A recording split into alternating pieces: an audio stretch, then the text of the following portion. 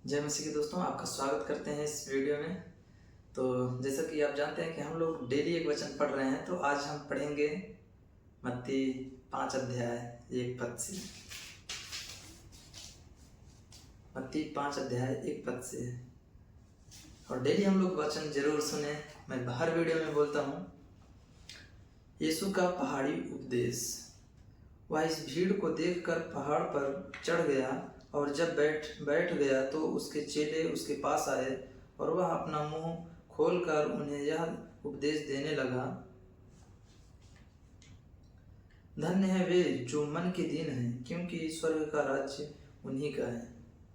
धन्य है वे जो शोक करते हैं, क्योंकि वे शांति पाएंगे। धन्य है वे जो नम्र हैं, क्योंकि वे पृथ्वी के अधिकारी होंगे। धन्य है वे जो धार्मिकता के भूखे और प्यासे हैं, क्योंकि वे तृप्त किए जाएंगे। धन्य है वे जो दयावंत हैं, क्योंकि उन पर दया की जाएगी। धन्य है वे जिनके मन शुद्ध हैं, क्योंकि वे परमेश्वर को देखेंगे। धन्य है वे जो मेल कराने वाले हैं, क्योंकि वे परमेश्वर के पुत्र कहलाएंगे। धन्य है वे जो धार्मिकता के कारण सताए जाते हैं, क्योंकि स्वर्ग का राज्य उन्हीं का है। धन्य हो तुम जब मनुष्य मेरे कारण तुम्हारी निंदा करे और सताए, और झूठ बोल कर तुम्हारे विरोध में सब प्रकार की बुरी बात कहे।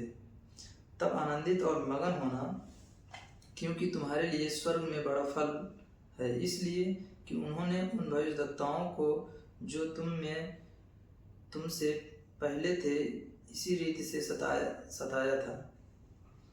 नमक और ज्योति। तुम पृथ्वी के नमक हो, परंतु यदि नमक का स्वाद बिगड़ जाए तो वह फिर किस वस्तु से नमकीन किया जाएगा? फिर वह किसी काम का नहीं, केवल इसके कि बाहर फेंका जाए और मनुष्यों के पैरों तले रौंदा जाए। तुम जगत की ज्योति हो। जो नगर पहाड़ पर बसा हुआ है वह छिप नहीं सकता, और लोग दिया जलाकर पैमाने के नीचे नहीं परंतु दीवट पर रखते हैं, तब उससे घर के सब लोगों को प्रकाश पहुंचता है।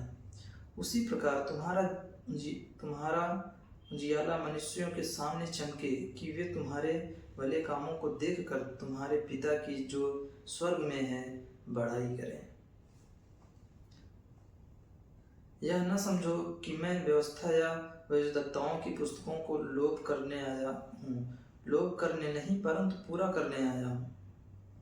क्योंकि मैं तुमसे सच कहता हूँ कि जब तक आकाश और पृथ्वी टल न जाए, तब तक व्यवस्था से एक मात्रा या एक बिंदु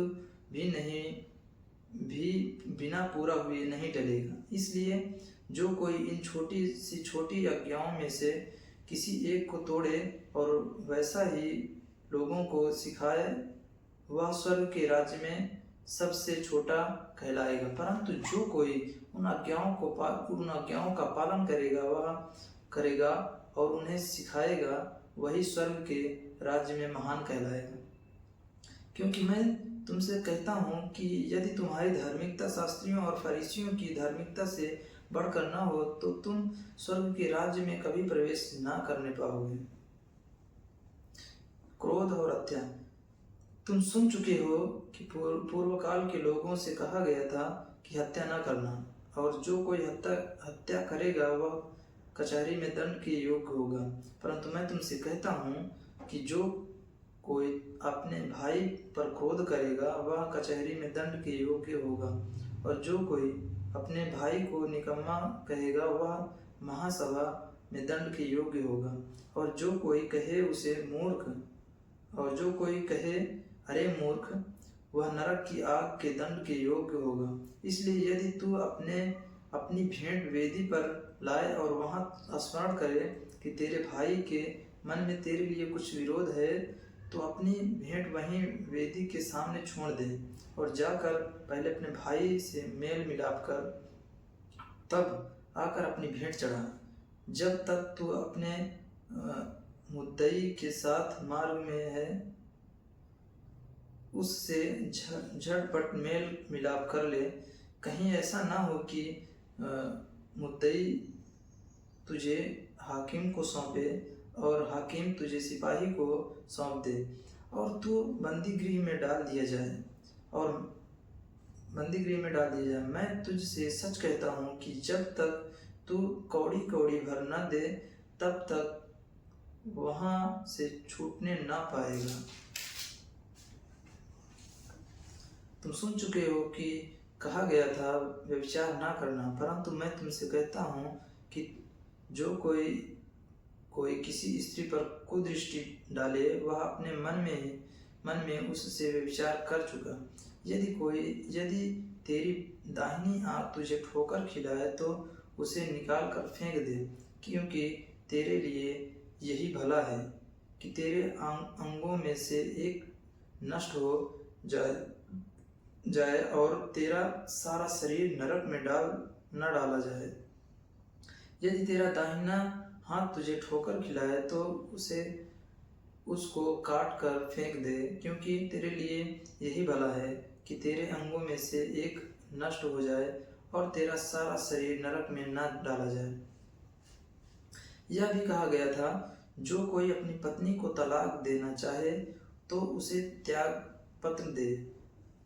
परंतु मैं तुमसे कहता हूँ कि जो कोई अपनी पत्नी को व्यभिचार के सिवा किसी और कारण से तलाक दे तो वह उससे व्यभिचार करवाता है, और जो कोई उस त्यागी हुई स्त्री से विवाह करे वह व्यभिचार करता है।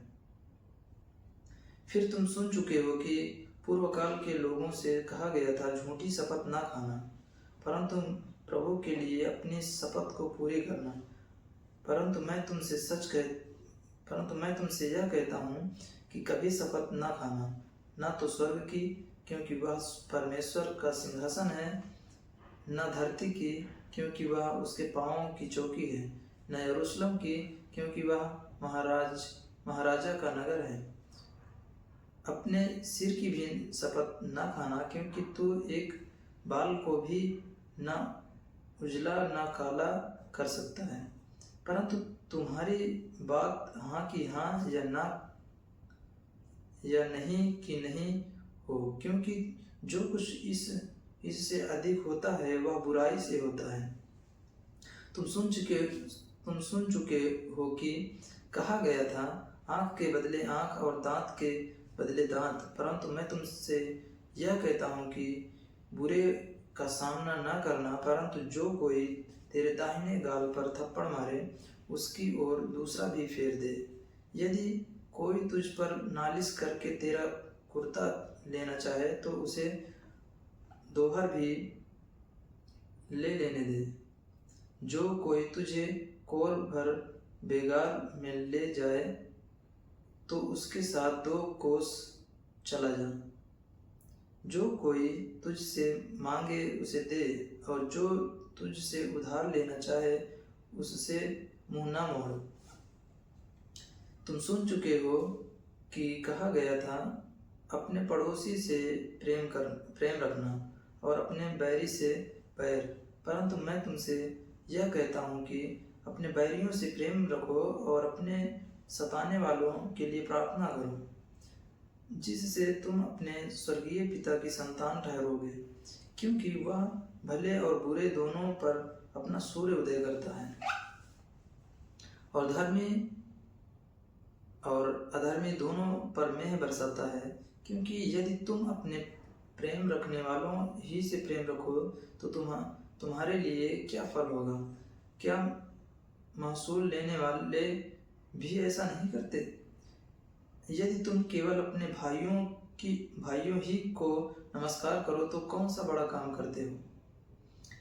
क्या अन्य जाति भी ऐसा नहीं करते? इसलिए चाहिए कि तुम सिद्ध बनो और तुम्हारा स्वर्गीय पिता सिद्ध है, जैसा तुम्हारा स्वर्गीय पिता सिद्ध है। प्रेज़ द लॉर्ड दोस्तों, तो आप इस वचन से क्या सीखे कमेंट करके जरूर बताइए। जैसा कि हम इसमें देखते हैं कि हमें बताया गया है कि हमें क्या करना है क्या नहीं करना है, इसके बारे में बताया गया है। और इसमें मेन चीज़ ये भी है कि हमें धन्य वचन इसमें दिया गया है।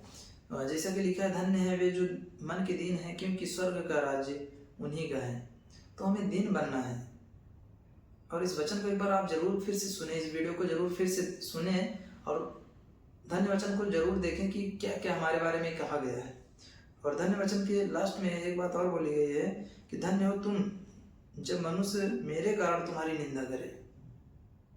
कितनी बड़ी बात। प्रभु यीशु मसीह बोलता है कि धन्य हो तुम अगर मेरे कारण तुम्हारी निंदा की जा रही है तो। ऐसा आजकल हमारे यहाँ बहुत चल रहा है कि लोग मसीही लोगों को क्या क्या बोलते हैं, कैसे कैसे सताते हैं। तो हमें बुरा नहीं मानना चाहिए उन बातों को। हमें धन्य, परमेश्वर बोल रहा है धन्य हो तुम,